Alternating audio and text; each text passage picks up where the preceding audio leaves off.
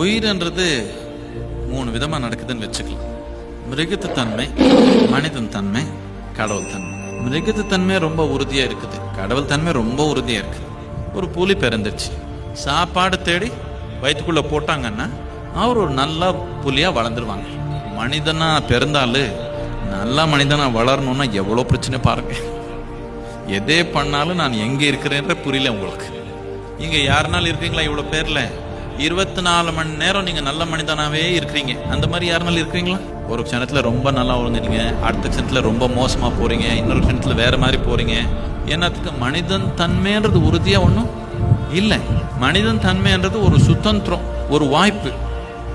மிருகத்திலேருந்து தாண்டி ஒரு நிலைக்கு வந்திருக்குது, இன்னொரு நிலைக்கு போகணும், இன்னும் போல. வாய்ப்பு உபயோகப்படுத்தா முன்னோக்கி போகலாம், உபயோகப்படுத்தலைன்னா இங்கேயே இப்படி இப்படி ஆடிக்கலாம். அவ்வளோதான் வாய்ப்பு.